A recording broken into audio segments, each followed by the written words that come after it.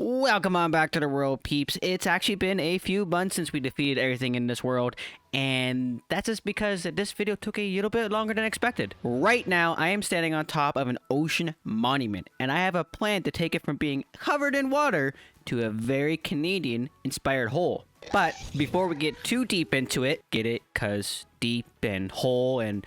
I know, I'm sorry, it's cringe, it's bad, 2 a.m, it's been a while, let me be. Anyways, we need farms to help bring this idea to life, and what better way and more important farm to start with than an experience farm? As you can probably tell from the background while I've been babbling on and on and on and on and on and on. Anyways, before we actually get to building this farm, we're gonna go ahead and open all 20 end gates. That way we never have to take down the end dragon again.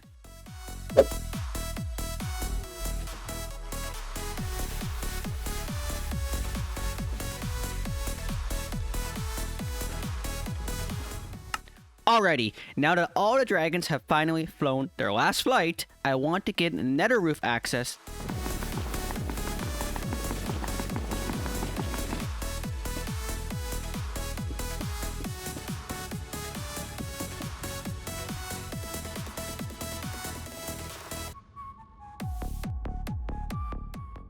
That way we have quicker travels to and from all of our farms, and just because I find it useful. I don't gotta have a reason for everything. Also, speaking of quicker travels and flying and all the lovely wing stuff, nothing is actually quicker than flight in this game. So next step, let's go get some wings, do some end busting, and see what kind of extra goodies we can get while we're out there.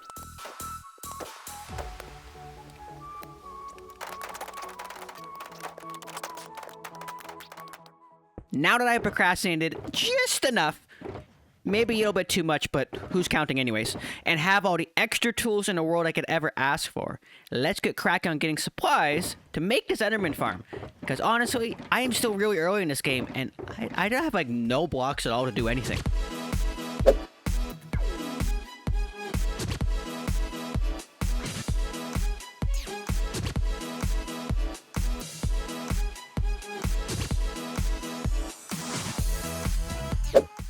The design of this enderman farm is actually just a really simple one. The endermen are simply attracted to the endermite, thinking they can reach it, and then fall down the tube until they are one hit at the bottom, prime for farming some XP.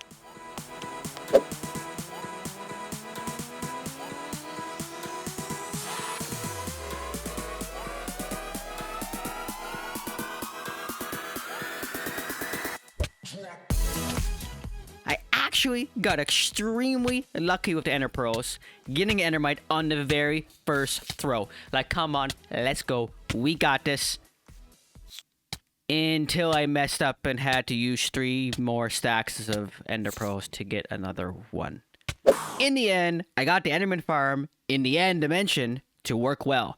And in the end, I tried to say end as many times as I could in this segment, and I don't think that in the end I could have said it any more times.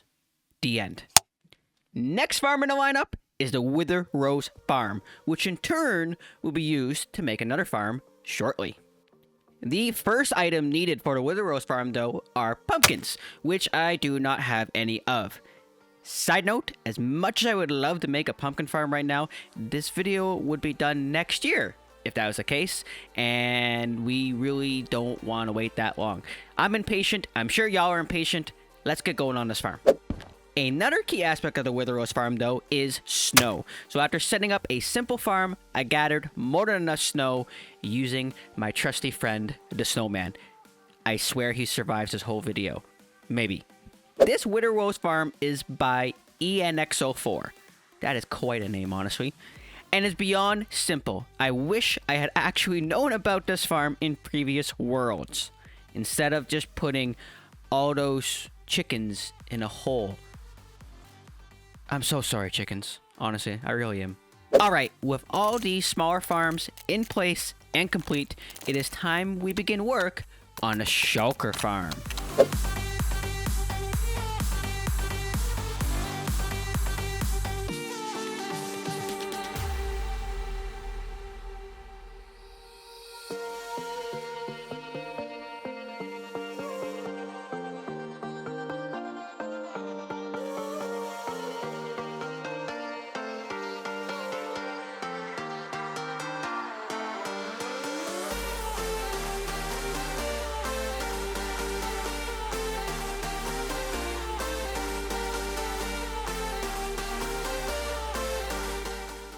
Alright, this thing produced a crazy amount of shulkers in like no time at all. Now it is time to move on to getting some slime.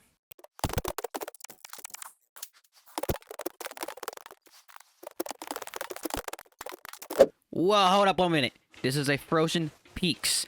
That means powdered snow, which comes in super handy in the future and maybe even in the near future. Let's go grab a bunch of this. Alright, while we are here in the swamp grabbing those lovely slime balls. Yes, my slime balls are red because red is the best color in the world. We also might as well grab some frog tadpoles so we can make froglight farm in the near future. Alright, with my balls safely tucked away, we can now quickly move on to a sand duper. Again, play the game how you wish. I don't want to sit there mining sand for hours personally. I don't have the time, and we would literally, again, be sitting here next year when you guys saw the next video. Also, it's a cool machine to build.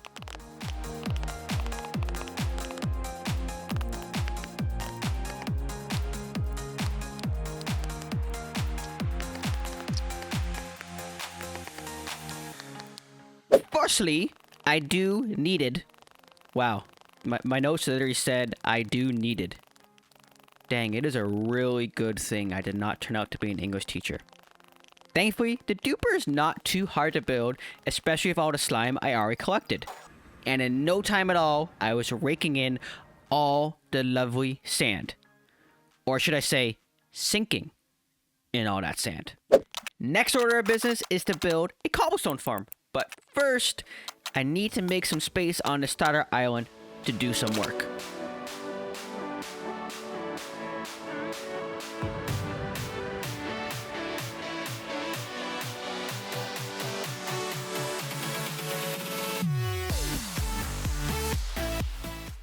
With enough space to throw a stone as far as I could, you know, we gotta keep it up to the puns. I can now quickly construct a simple farm using a lovely Hermitcraft video. Honestly, this farm is now super easy with the ability to now waterlog leaves. Holy jeez, ugh! This guy gave me a legit heart attack, I swear. Does he at least have anything good? Finally, with all this lovely cobblestone, I can now build a decent sized smelter. Honestly, I actually have some plans to build a massive furnace array in this world and probably break my brain with all the redstone, but again, that's kind of down the line. But this mid-sized smelter will do just for now. Now, just to fill up this lovely system with some coal and fire it up to get some glass. Mixing the glass with some amethyst will have a good amount of tinted glass to use in the slime farm.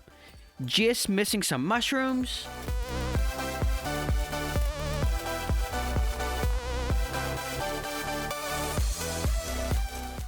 Keeping on with the theme of some super simple designs, this slime farm design is also super simple. And to think, we only really know about it because a mumbo jumbo design fail on Hermitcraft. Not to call you out, dude, but thank you for honestly failing and making a farm that was so simple.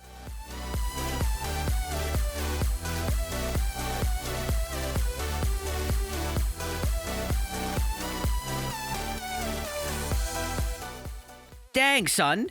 This thing produces a crazy amount of balls. Alrighty-o, one more final farm to tackle before we're ready to channel our inner Canadiano. A froglight farm. But first, we need to make our own frog army.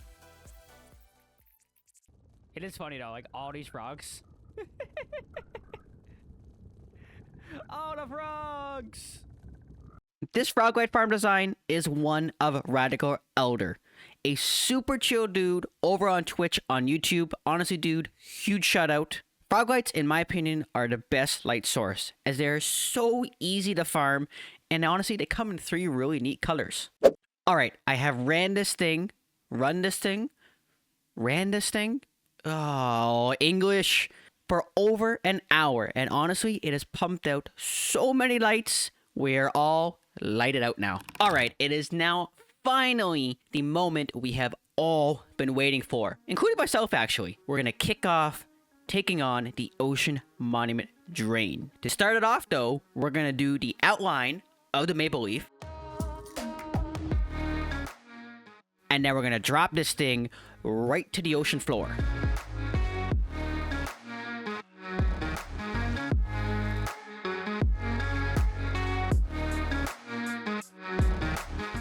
Nearly 12,000 red glass blocks.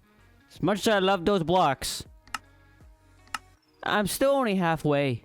What in the world have I gotten myself into? Alright, all the glass is now placed inside this massive, massive maple leaf. I'd love to see how much glass we have placed if we check out our statistics of times used. 22,000 pieces of glass to make this absolutely massive maple leaf. Now we gotta remove all the water that's inside of that. So that does mean I need to go get a bunch of sand from the sand machine.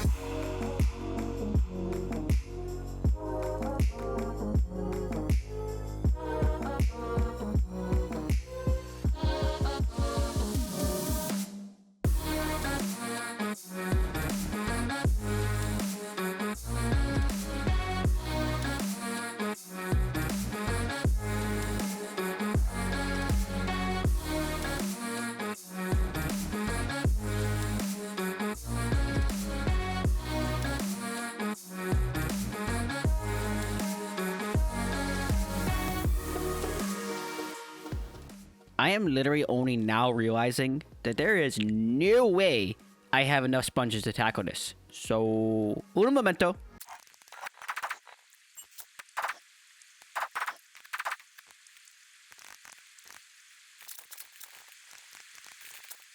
Okay, much better.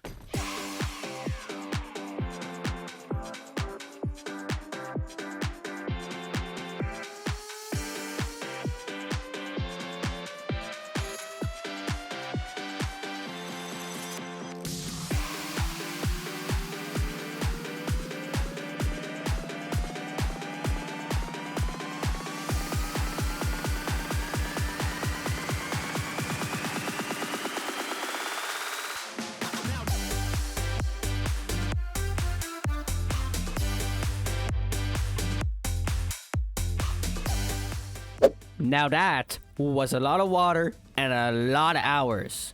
I really hope this is going to be worth it, but I'd be really surprised if it wouldn't be worth it. Right? Alright, let's get rid of the sand.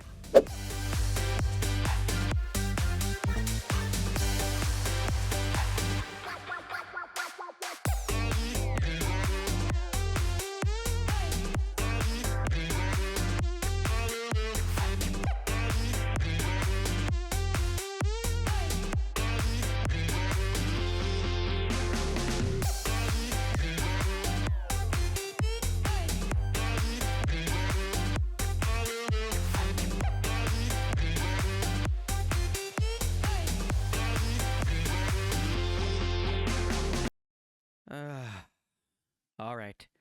I do now believe it is time to have some pancakes and some maple syrup.